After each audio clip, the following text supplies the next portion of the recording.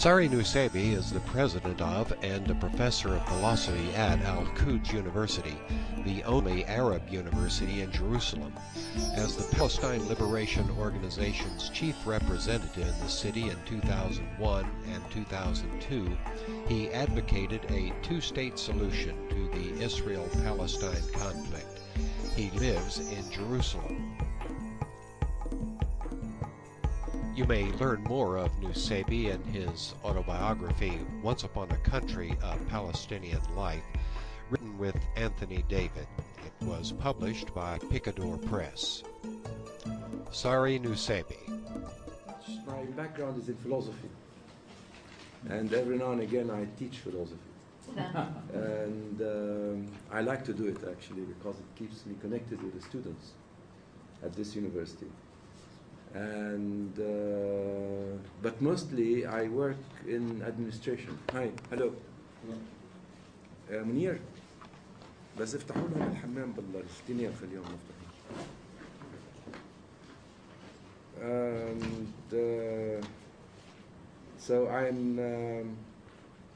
so I mostly do administration, and as you can see from all these papers, I do bad administration because normally a good administrator does not have so many papers all over the place on his desk. And what else? And the place we're sitting in, this area, is just a small campus where we have, which is part of our university, which is a rather large university. It's not very large in American standards, but it's okay in terms of size. It's got about 8,000 students. And the larger part of the campus lies in a place called Abu Dis, which is a neighborhood to the east of Jerusalem. I don't know if you know it. I'll be visiting on Monday. Okay, you've been there? Well, it's a nice area. I used to live there for some time, until the signing of Oslo, then I moved here. But it's a pretty area, I think, or used to be. It's less pretty now with all the building that's going on. And with a wall now that sort of runs through it. You were there before the war. I lived there, you know, between the years of,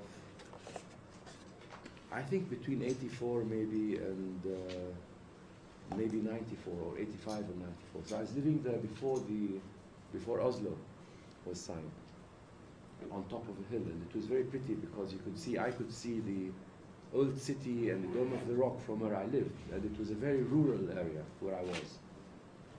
And now, of course, if you go to where I used to live, it's no longer pretty because it's no longer very rural, it's built up. And the ugliest part of what's built up is the wall, which runs right along the garden wall which we have, preventing the view to Jerusalem. So it's a terrible place now. But the university is located in that area, the main campus. And as I say, we have about 8,000 students. We have the only medical school in Palestine. And we're very strong in other health areas programs, public health, nursing, pharmacy, and all of those things, sciences, and so on. We have law school, engineering. Our weakest area is humanities, and the weakest of the humanities areas we have is philosophy, which is my subject.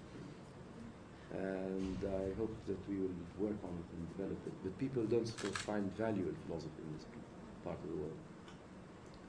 And I don't blame them, I suppose. Or maybe I do, I'm not sure. Actually, I do. The students are from? 30% of them come from this area, from the Jerusalem area. 70% of them come from different parts of the West Bank. We run some programs in Gaza, and we have a small campus or a site in the Ramallah area, where we also have our own television station. We have, I think we're the only university that has a television station. And we focus on three things, namely gender or women, children, programs, and finally on law, on the issues having to do with legal debates concerning the writing of our constitution and so on. So the television station focuses on the areas in the constitution that require talking and debating. But you know, we are also interested in children's programs, and so we engaged in something called the Sesame Street program. Do you know it? Sesame Street. I mean, this was done in cooperation with. It's an American program, I think. Right. You know. Right. So they wanted to set something up that was Arab, and they wanted to also set something up that was Israeli, or Jewish, or Hebrew. It's, you know, a Hebrew Sesame and an Arabic Sesame. And so and that was about 4 or 5 years ago, when the times were a bit better. And so we started with them to work on a program. We did an Arabic Sesame Street that ran for 2 years, side by side with the Israeli television station doing a Hebrew program for Sesame Street also. And so that's what I do most of my life, most of my time. How many students on this campus? On this, I think there are only about 200 students that study in the faculty here of economics or commerce, I think we call it. Economics? Yeah. It's an undergraduate degree. We also have an institute. We're setting up what we call a child institute. And in that child institute, we will be looking after children with learning problems or disabilities. And you know, we're developing this program because apparently there's a lot of disabilities among Palestinian children studying at schools, and people don't really realize that. I mean, whether it's hearing impairment or speech impairment or what have you. And so we're developing this as partly to do research to see what impairment in fact exists in schools throughout the West Bank and Gaza, and we've done some studies so far, and to develop programs to address those difficulties in schools. This is a new program we're setting up now. So this is also the place where this place is located. It's only been set up for a year, 2 years. We're altogether a new university. I mean, you know, we've been developing primarily over the past 10, 15 years. And if you go to Abu Dis and you'd like to go and visit the campus, you go and look at it, the main campus, it's like a developing site, basically. So a lot of things are going on there. So that's about the university, but I imagine you want to know something about politics, right? Perhaps we could ask one or two questions about the university, if Okay. we may.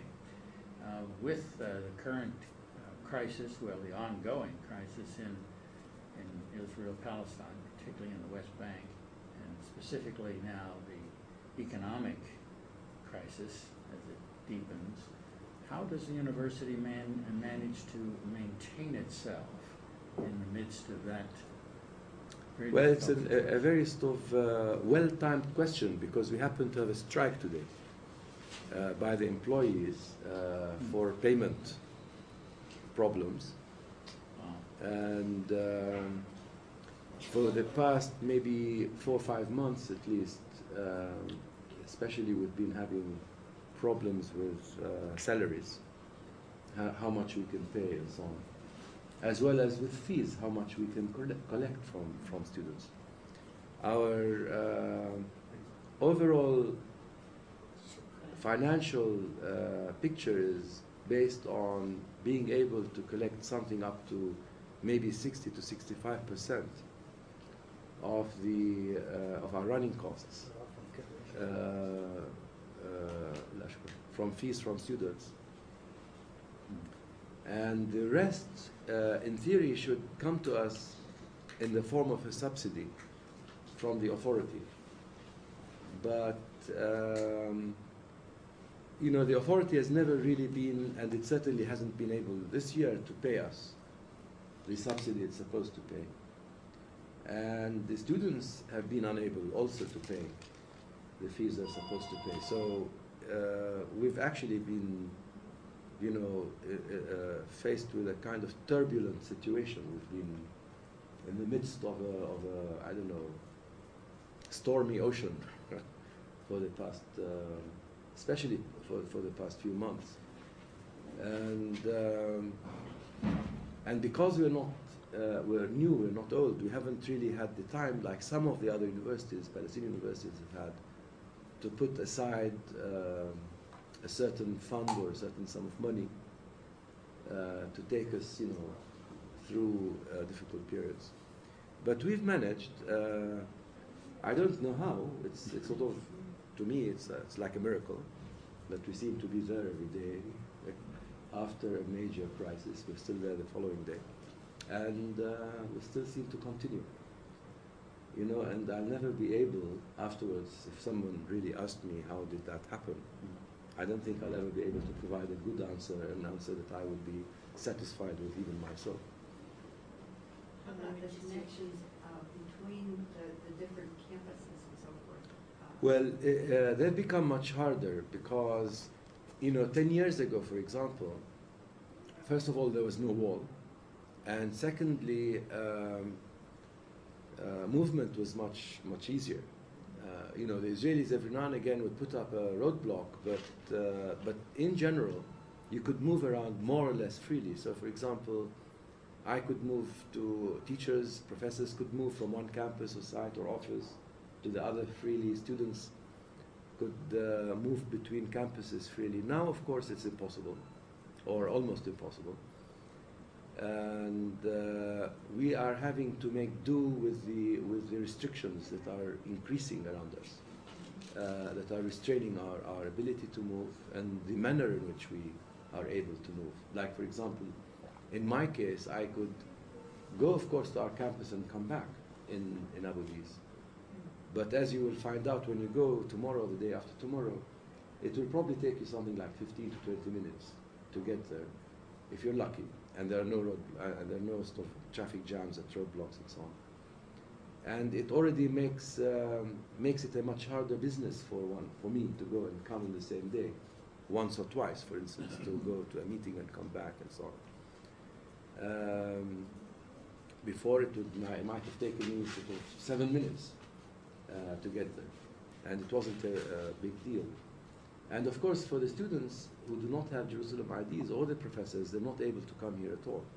So if I want to have meetings or I want to teach, people with West Bank IDs, I have to go over there to meet with them. And you know, we've had a problem actually with the wall coming into our campus, and we had, for some time, we had a whole month of protests against the Israeli army on the problem of the wall, until we were able finally to move it a little bit. You know, we managed to save a little bit of the campus for a short period, for I don't know how long.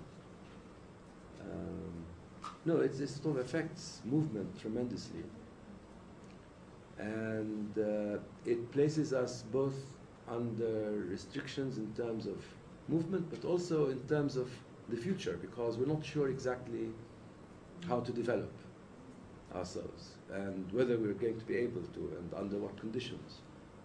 And we have a problem now, for instance, legally speaking, with Israel and with the Israeli Council for Higher Education.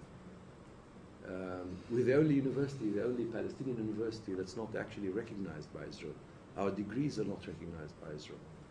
Now, Israel recognizes the degrees of every other Palestinian university, including the Islamic University in Gaza. But it does not recognize our degrees because of our location. Because we're in Jerusalem, they've annexed Jerusalem, and they think that having annexed it, we should in fact, we should be ourselves incorporated into the Israeli system, educational and legal system, and this hasn't taken place. And so we've been, you know, we've been in courts for the last 10 years. It's been a kind of cat and mouse game with us, because for many years they didn't bother us. As soon as we started to grow, they came and told us, halt, wait a minute, you can't grow because you're not legal. So we told them, fine, we're not legal, make us legal. And that shocked them a little bit, because they didn't really expect us to say, all right, make us legal. And so they said, okay, but then you have to do this and that, and we've been doing this and that for the last 10 years. And we haven't really gotten anywhere yet. So, but it's a constant. But right at the very beginning, you know, we had the army coming into this campus, closing it sometimes.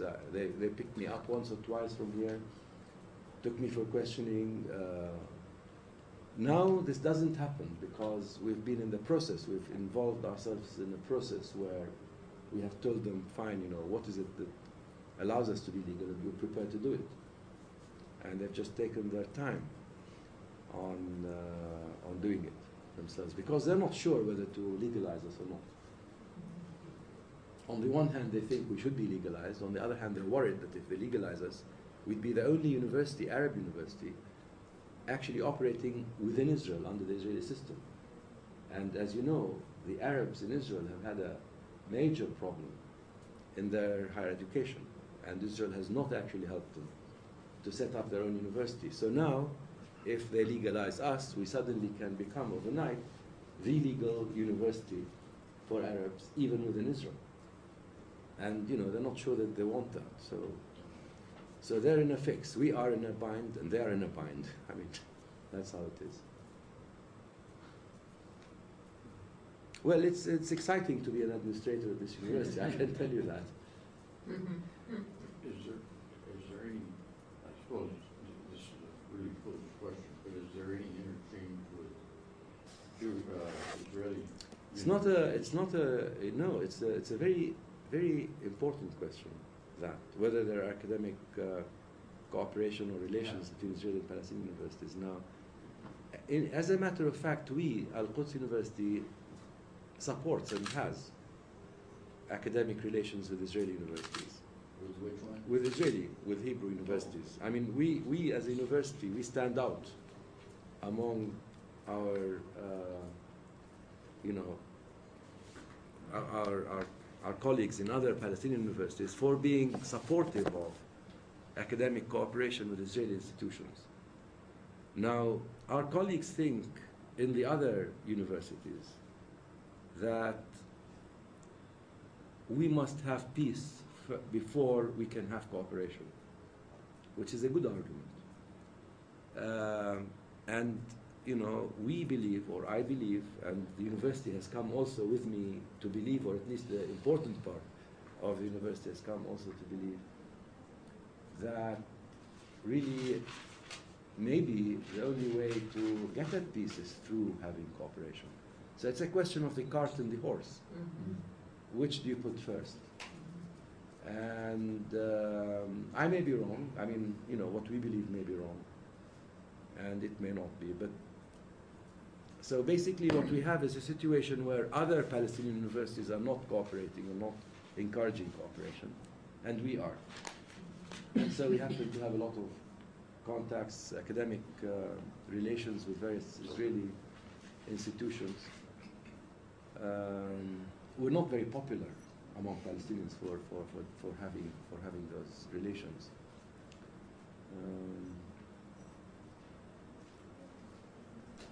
Dr. Nesselby, you for many years were rather involved and prominent in the development of political structures and the government here in Palestine. Can you talk a little bit about what the situation is today, specifically, of course, with the recent elections and the essential boycotting by the United States and Israel of the government? How do you see not only what is the situation, but what's the prognosis? What might happen? Well, you know, to put it simply, I think we've, you know, in sum, have basically made a mess of the chance, if there was a chance or an opportunity, that we were given or that we had whenever it was when we first signed Oslo. So if you look at it now in retrospect, the last, what, 13 years, I think, at least, you know, I feel, if I try to compare between my attitude back then in '93 towards the possibilities and my feelings today, looking back on what happened, I feel that I feel very disappointed that we've made a big mess of it. Now, partly, of course, it was to do with Israel, which did not give us the chance, I think, to be able to put things together right. But we can't exclude also the blaming ourselves, because we also just didn't manage. We, of course, as Palestinians, you may know this, but we think very highly of ourselves. And it turned out that we were simply mistaken, that we just weren't good enough.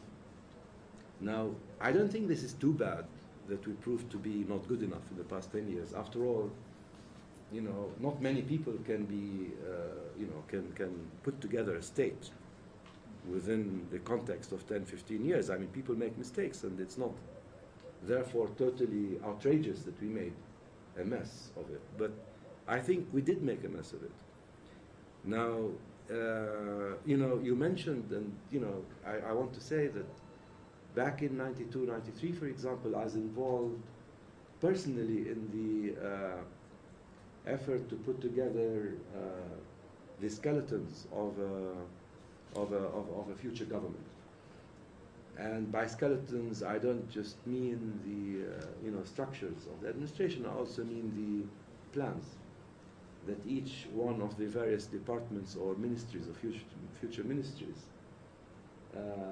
had to work on. And I believe at the time that our work was extremely well put together. We did a lot of good work. There were many people working on this, more than maybe 300 or 400 people. I mean, you know, academics, people here in the West Bank, Gaza, that we put together, who formed various working groups, looked into our various needs, whether it's water or electricity or building or infrastructure or, you know, you name it, or education or health.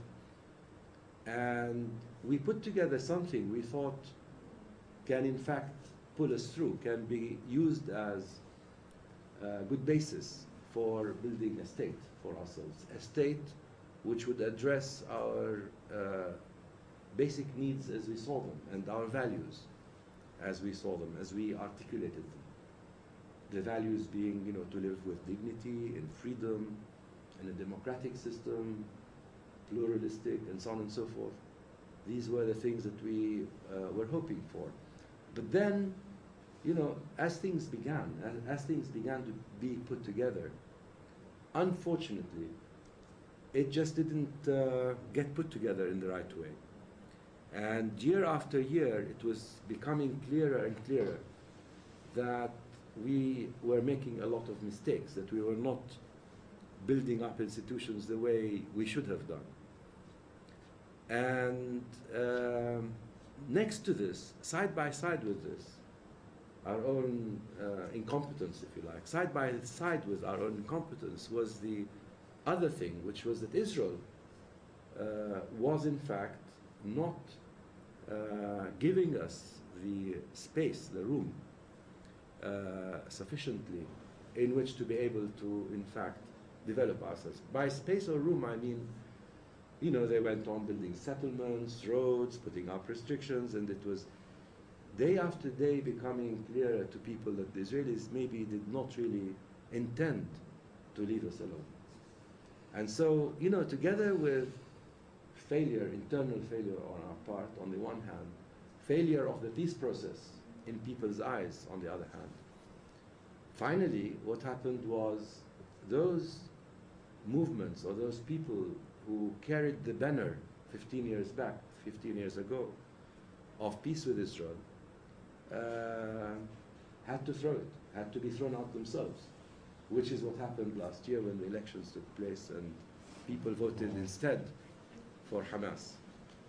And the vote for Hamas was partly because people were frustrated with Israel and Israel's readiness to make peace with us, but also it reflected a frustration with our own system, you know, our being those people who in fact were in favor of a peaceful solution with Israel.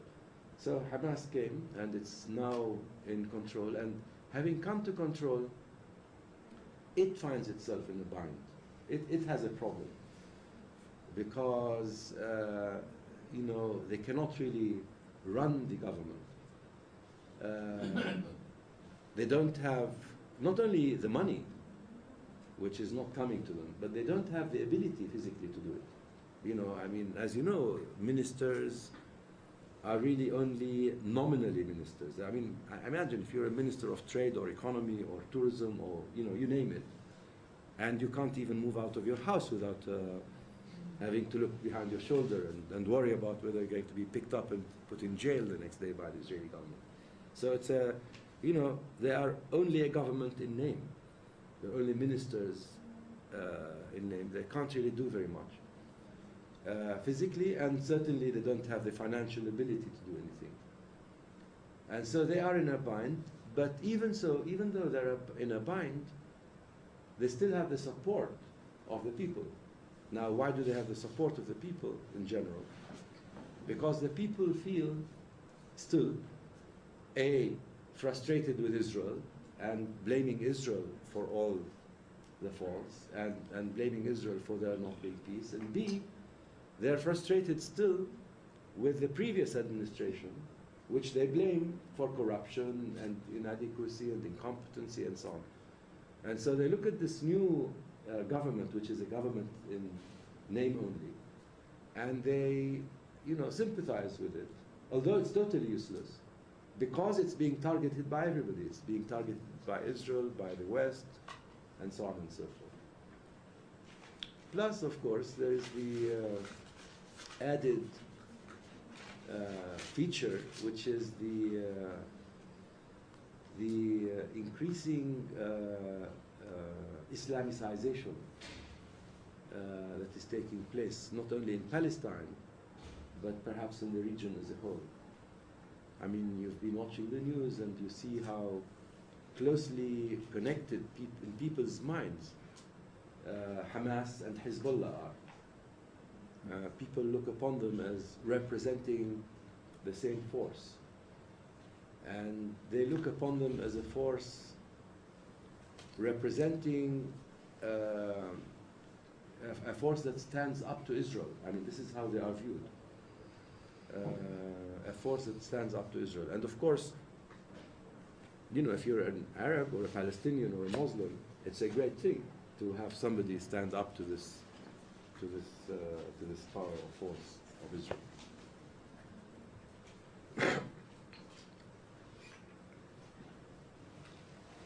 So we have a lot of problems at our hands. So how do you See the future. yeah. Well, I see it as anybody else does, which is, you know, we don't really see the future. We only see the past, strictly speaking. Look, I'll tell you something. I believe that that in the long run,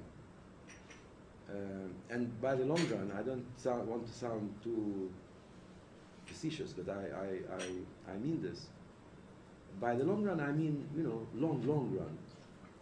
I think people will come to realize that the use of force and the use of violence to impose one will or on another, to impose the will of one people or another, simply is something that does not work. And at some point or another, therefore, there will be a stabilization in the situation politically, in the sense that people will find ways other than the use of force to settle their problems. Now, but this is something I think that's happening. I hope you'll not laugh at what I'm saying, but I think this is happening in the world at large, historically speaking. You know, if we look at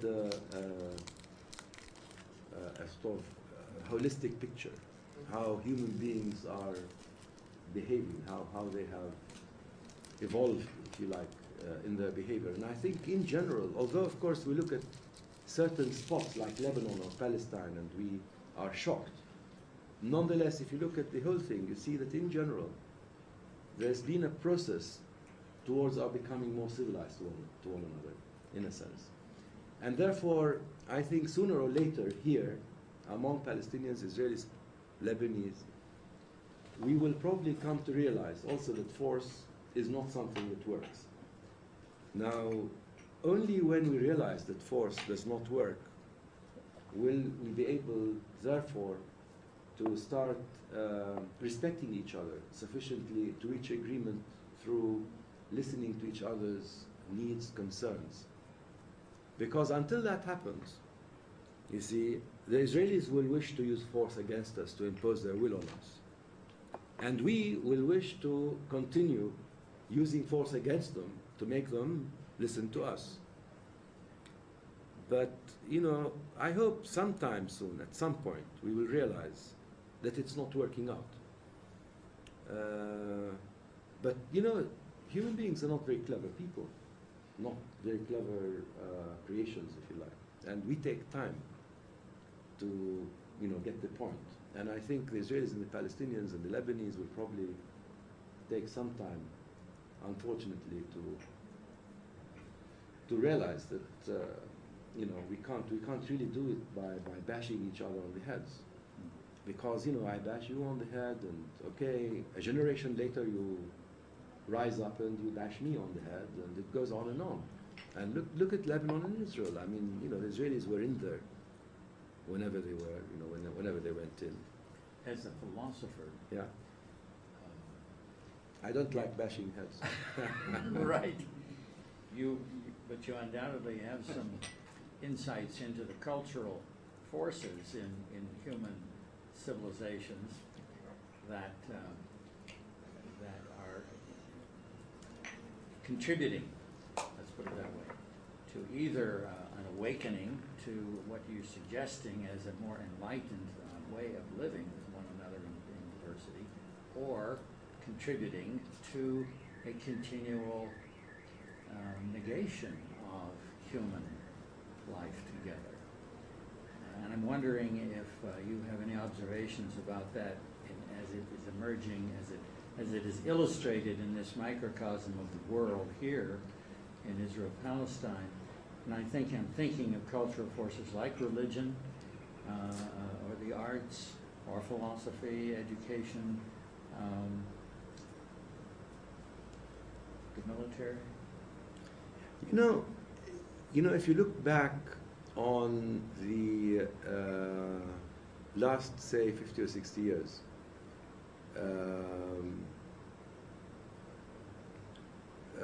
which is the history of the, you know, creation, the coming to existence of Israel, and you try to understand how things have developed or evolved during those years, especially in the Arab world, for instance, you will see that, in fact, that somehow or another, and due to whatever reason, but eventually the fact that Israel seemed to have acquired a legitimacy, an international legitimacy that couldn't be undermined or questioned, that, you know, for that reason or for whatever reason, that on the whole in the Arab world, slowly people came to accept that we need to just recognize Israel and find a way to having peace with it. And in spite of the fact that, of course, Israel was a Jewish nation, that the Muslims, you know, the Arabs were mostly a Muslim people, and so on, and there were these religious issues in the background. But on the whole, what seemed at the time to be prominently guiding people's ideas was the political fact that you have to get on in the world, and that in order to do this, Israel had to be dealt with, recognized in a positive way. And I think that in when the Madrid talks took place just after the first Iraqi war, I think there was a sea change that I felt happening, among Palestinians. And in the sense that I felt that whatever feelings of enmity were there and used to exist, magically again, suddenly were transforming into a disposition for peace and for coexistence and so on. And so there was this new kind of spirit of that came forth, that came out. Now, what is behind this? Behind this, I think maybe just the inner yearning that people have to live at peace, and the inner yearning to, stop bashing each other, and to finally get to a situation where, certainly from the Palestinian point of view, where we could live freely, where we could be masters of our own destiny, and so on, even in the context of a state within the West Bank and Gaza. And that was fine. And had we been able in the past 10, 15 years to work on that, build upon that, I think the present would have been totally different, because the disposition was there, and it was there also among the Israelis, by the way. I was once coming out of a rally in a town in the north. I think it was Tulkarem. It was a refugee camp, and we held a major rally in favor of the peace talks that were taking place in Madrid, that had taken place in Madrid. And you remember this came right at the end of the previous Intifada, when we had lots of problems. So there was suddenly this call for peace, negotiations, and a sudden changeover. And part of the changeover took place through, conscious rallies that were called for. And I participated in some of them, and I went to this one in the north. And, so we had this place in a football field. There were maybe 10,000 people gathered there, in which I and colleagues of mine stood and, were saying how great peace was and negotiations were and so on. The people were very happy with it, raising Palestinian flags. A year before, if you'd raised the Palestinian flag and were seen doing it by an Israeli, you would have been shot or taken to jail if you were luckier. And then we were driving out. And as we were driving out, I was in a car. In front of me, there was another car. And the other car that was in front of me was a very tiny, cranky, very old car.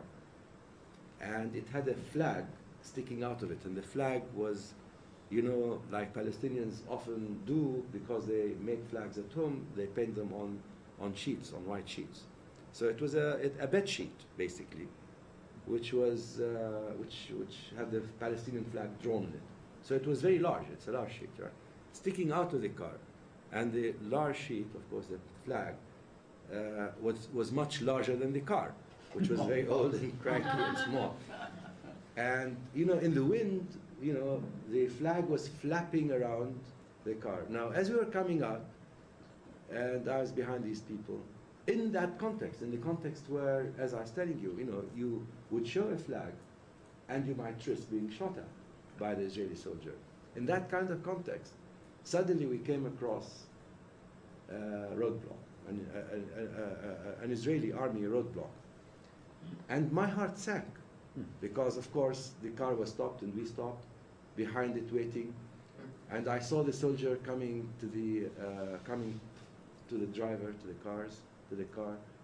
And why did my heart sink? Because, there we were in the rally, telling the people like the ones in the car ahead of me, that peace was possible, and that all we had to do was just go for it, and that, you know, the Israelis aren't necessarily and always our enemy.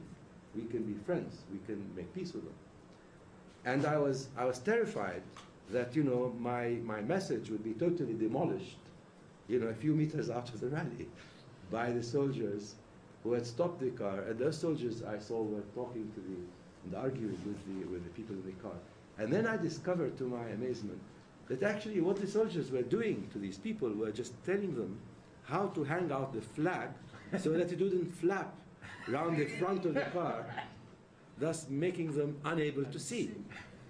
Now, you know, imagine that twist. I mean, it's a small story, but imagine that twist, that sea change, that expressed the sea change. And what was behind it? I mean, what was behind it was, I think, to go again, was that inner yearning that existed among us, the Palestinians, but equally, it seems, among the Israelis, and the Israeli soldiers standing at the roadblock, who, you know, just as much, in fact, was disposed to making peace with this guy who would be shooting at the day before. So it's as though, in fact, people have inside them this thing. And that,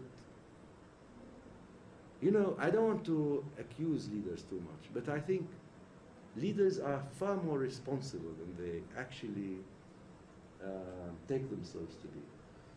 In the sense that I think that they can do things, given this disposition people have, they can do things to help people achieve those things which people yearn to achieve from within themselves.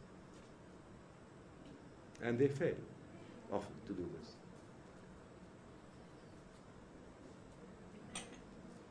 And the leaders. Quick question. It's a very dark thought, but I'd like you to disclose it if possible. Do you sense any genocidal tendency among the Israelis? Against us? Pardon? Against us, you mean? Yeah.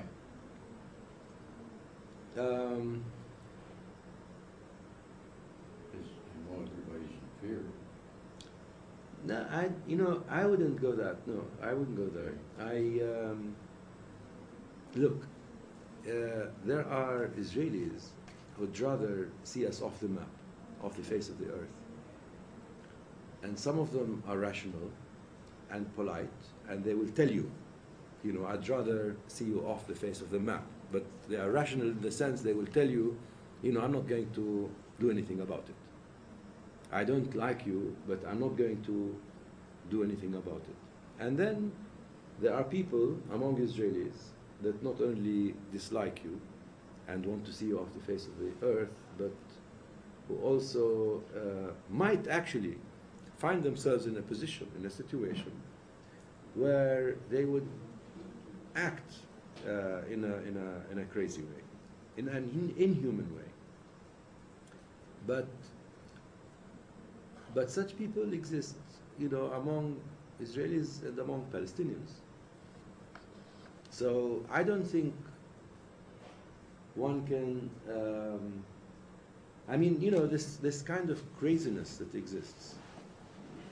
Unfortunately, just as the yearning for peace exists in people, regardless of where they are or what they are, what their backgrounds are, I believe that you know, crazy people also exist everywhere.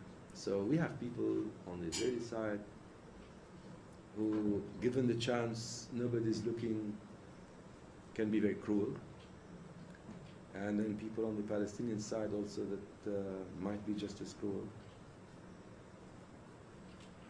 To tell you the truth, you know, I mean, human beings can be very cruel. So this is the third thing I've said about human beings. They're not very clever. They can be very cruel, but they do have an inner yearning for a life of peace and justice. I was just wondering, you know, obviously there's a lot of sensitivity right now to collaboration between Israelis and Palestinians when the situation is so bad. Do you see, where do you see the collaboration possible? I mean, are you able to still do work with Hebrew University and other universities? Yeah. And where it's not a popular thing to do. it's not a popular thing to do, because when there's a war going on between two people, to stand up and say we should work with the other side is extremely a risky thing to do. But I believe it has to be done, because the natural state of affairs between the Israelis and the Palestinians, between two looking at you as a human being, and if you let go of that person, you lose them. You lose them to this sort of sea of hatred. So you have to just have faith.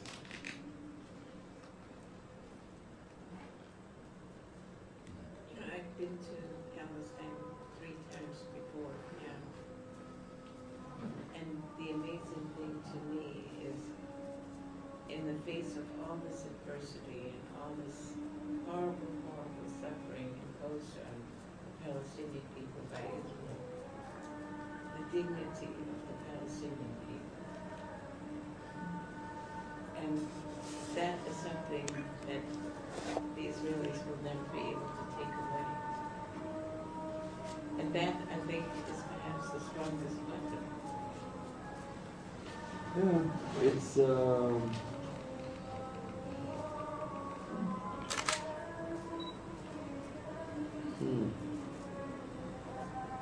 well, it's difficult.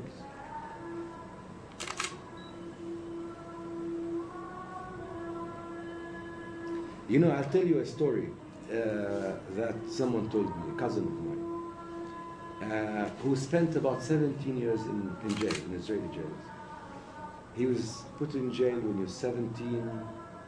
That was back in 1968 or 9, I think. And he came out in 1984.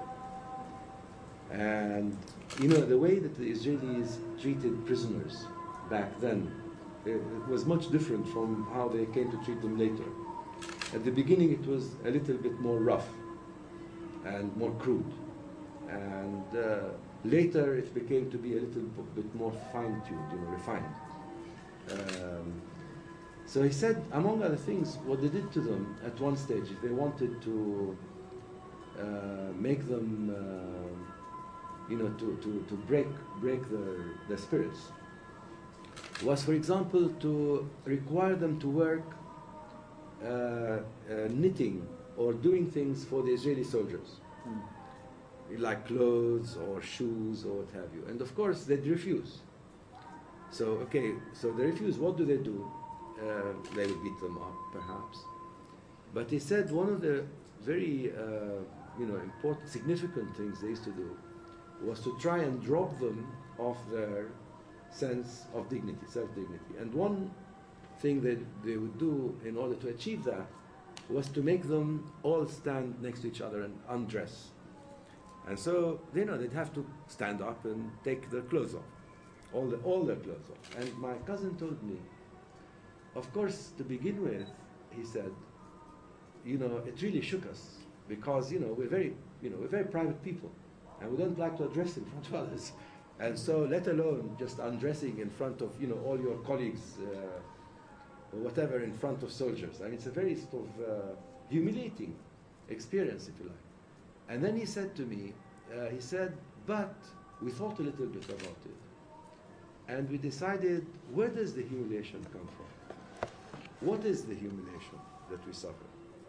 And isn't it the case that Israel, in fact, makes us feel humiliated, that allows it to use this particular method to humiliate us, and that if we didn't feel humiliated, then the Israelis, would no longer be able to use that method to humiliate us.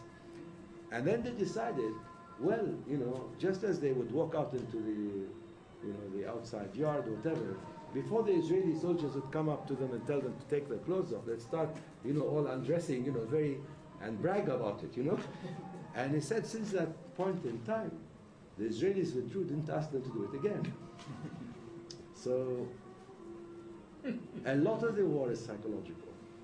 And basically it's a war of breaking the other side's will, sense of dignity, sense of self-respect, sense of self-worth as a human being.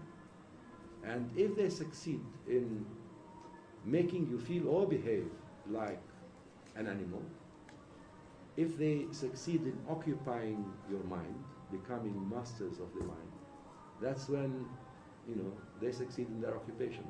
But as long as they can't do that, so you remain free, and being free, you have your self-worth, your dignity. So you can be wherever you are, doing whatever, you know, you can be in jail, in a cell, and still feel that you are master of the situation. It's a very,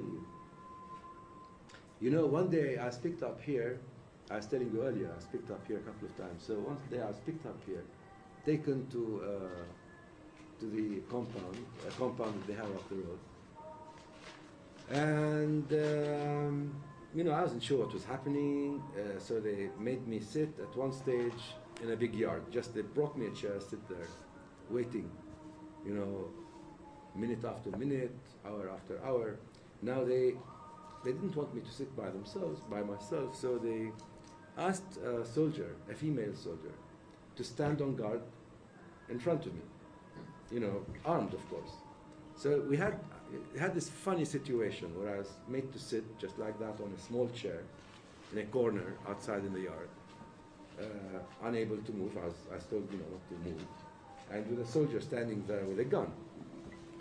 And, you know, what was there? Just me and her. And who was in control? Of course, I was on the chair. She was with the gun. She was, you know, time passed. Of course, you know. To begin with, she felt she was, you know, whatever. But then I decided that, you know, I mean, you know, what do you do in a situation like this? You have to sort of amuse yourself, right? So, you know, I decided to amuse myself by making her nervous, you know, transferring the state of nervousness and uncertainty that they were trying to put me in by putting me there, you know, transpose it onto her. And so, you know, I sat, you know, like that, relaxed. I was sort of, you know, looking, you know, very happy with myself, and so on. And I didn't ask her for anything, you know, I ignored her totally. And she was beginning to become fidgety. So, you know, she got thirsty, first of all. And so she asked another soldier to bring her some water. And then she felt maybe she should offer me some water. So she said, "Do you want some water?" You know, she was coming to me, you know. I was too busy, you know. Then, you know, she began getting bored. So she started getting her telephone from her pocket, you know, wanting to call or look at her messages. And then she started moving around and looking at people. You know, it took about 2 or 3 or 4 hours, I think, I was sitting there for 4 hours. But I tell you, in those 4 hours, I started in the end feeling pity for her, because it was she, in the end, in that very strange situation, who was, to me, actually under restraint, not me. Because, you know, she had to be there. I mean, you know, I was taken there. Of course, I had to be there in that sense. But it was her duty, and it was her job. And she was just getting fed up with it. For me, it was fine. You know, I'm there, I'm representing, I'm a symbol of the objection to them. They don't like me, fine, so they can look at me when I'm sitting there.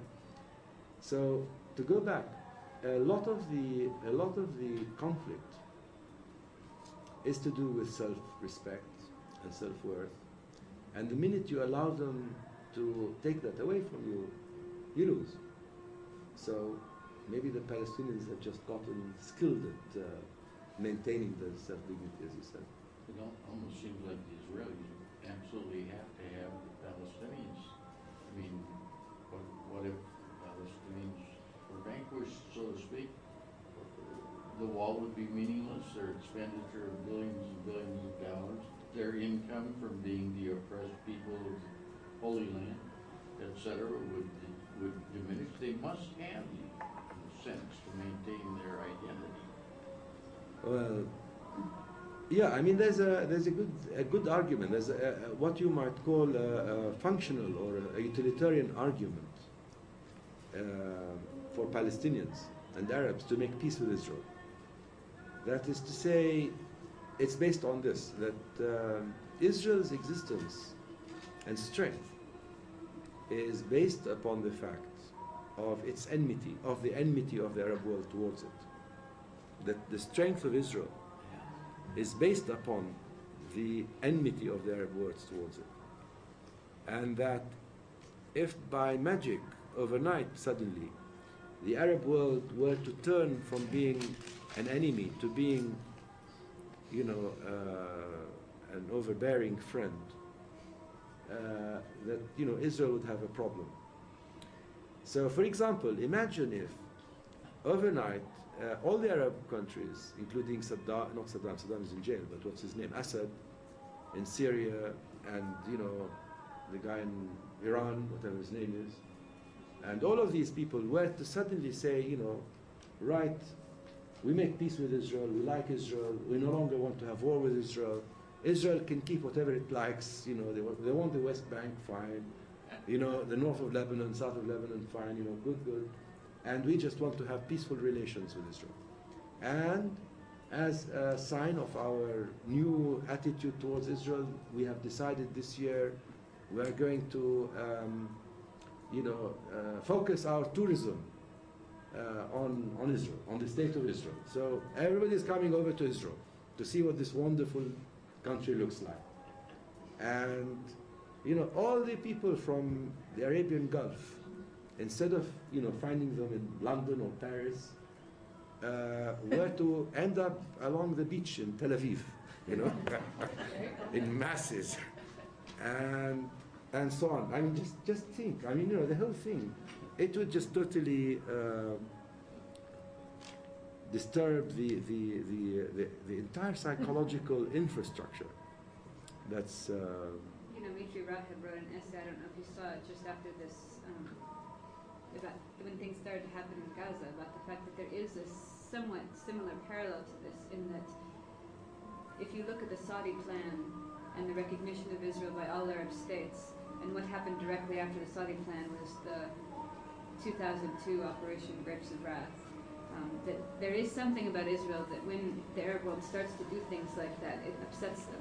Yeah. And it then, if you had the prisoners document and you had some sort of movement towards Hamas actually recognizing Israel, that you almost, you know, literally the next day had this incursion into Gaza and this whole set of, that there is almost a fear that people have that when they have something like that happen, that there's a immediate reaction to it. And I don't know if there's anything to that. There's a lot of conspiracy theories in this place, but it does seem interesting that every time that there is sort of a breakthrough, there's almost a flip backwards. Of one step forward, 5 steps backward.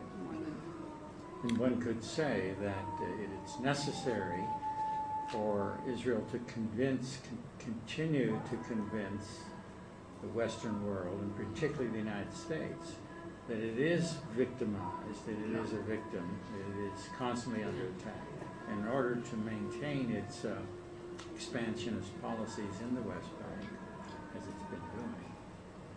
So. Yeah, I mean, it's not, it's a theory. I mean, this is a well-respected theory in politics, right? That you create an atmosphere of fear, of insecurity, and by doing this, you can create, first of all, solidarity among your own group. And secondly, perhaps you can bring around more support for your group against the others. And you know, if you look at some of the Israeli historians who have been writing, you know, anew about the history of Israel's history. Right from the very beginning, there are people, there are historians and new historians in Israel that are saying that at each stage in the past history of Israel, Israeli leaders were actually intent on portraying the Arab world as a source of imminent danger, when in fact this wasn't the case, when in fact there was no such danger at all, and that this was done on purpose in order to legitimize or give an excuse to Israel to be able to achieve some political objective or geographic or territorial objective it had in mind. Now, so this is not just you talking, this is Israeli historians who are sort of, it's fashionable now. There's some kind of group of them that are now writing in those terms. And it explains why, for example, some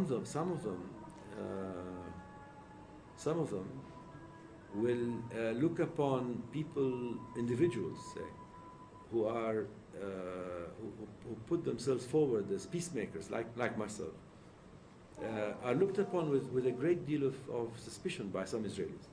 I mean, I've been taken to Israeli compounds, police compounds, and accused of being more dangerous than, the guy in I don't know where, because they tell me, you're like a coral snake, or you're like whatever. I mean, people, they don't like. But when I say they, I don't mean Israelis. I mean, there are people there in charge, and there's a certain school of thought that is supported by those people, and they've always been there, and they've lived on. But if you look at the Israeli people in general, the taxi driver, the restaurant owner, and the businessman, and the I don't know what, and even the kibbutznik, and all of them, they're just victims. They're ordinary human beings. They're victims of the policies, the theories that their leaders feed them with. And it's a real pity. I mean, I think that what needs to be done is give human beings as human beings, whether they're Israelis or Palestinians or Jews or Muslims or Christians or what have you, give them the chance of just living normal human lives. And I think this is what people want in the end. One more question, then we need to go.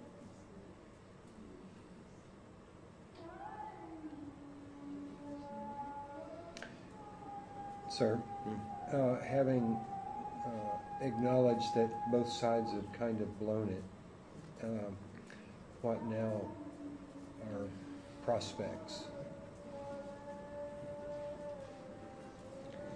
Well,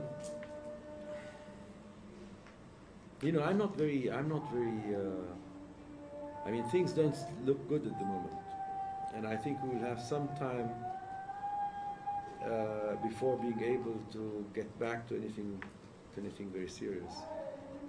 To tell you the truth, I'm not even sure that a two-state solution, which is the classical model for a peaceful settlement, is going to be possible anymore. I mean, I hope it is, because if it isn't, it means that whatever else that's possible is going to take a far longer time.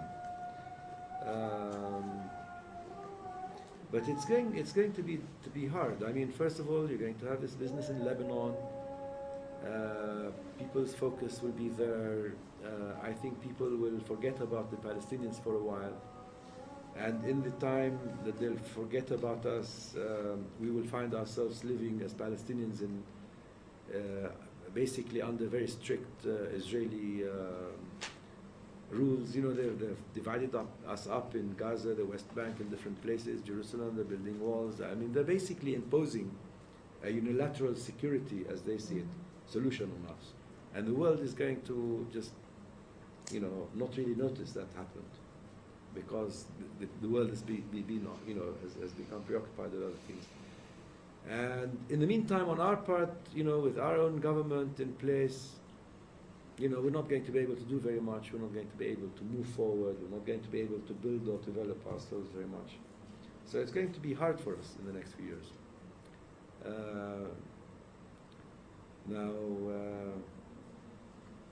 But however hard it is going to be for us, it's not going to do the Israelis any good either. I mean, that's the thing that it's not going to do the Israelis any good either, because even 5 or 4 or 10 years down the road, they still have to contend with us and us. I mean, we're an increasing population. I mean, imagine Israel, when it began, was created, had more Israelis living in it than non-Jews. That's when it was first established, in the area where it was established. Now Israel, in the area that it controls, which is the entire area between the river and the sea, has more Palestinians than Jews. And if you think that actually today, Israel started out with wanting to get rid of the Palestinian people, identity, all of that. But if you think that in spite of everything, in spite of the exodus, the refugees, all of it, that actually there are more Palestinians living in Palestine than there are Palestinians living outside of Palestine. Now after 50 years, there are more Palestinians. People don't realize it. The number of Palestinians living in Palestine, between the river and the sea, now exceed the number of Palestinians outside of Palestine. So what happened? It's as if there's a reversal of through demographic changes, there's a reversal and expansion of Israel, because Israel, when it occupied the West Bank in Gaza, did not bank on this problem, on this demographic problem. But it's in a bind. The more it wins, the more it loses. The more it's able to sort of take land, territory, and so on, the more it has to contend with the demographic problem. And the more it is able to build walls, carve out bits of territory for itself, the more it's going to be impossible to reach a two-state solution, which is a solution that serves Israel.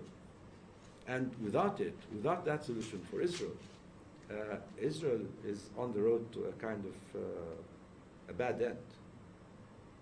So the Israelis were making war and not love, and while the Israelis were making war, the Palestinians were making love. Well, people have been produced whether out of love or what, I'm not sure.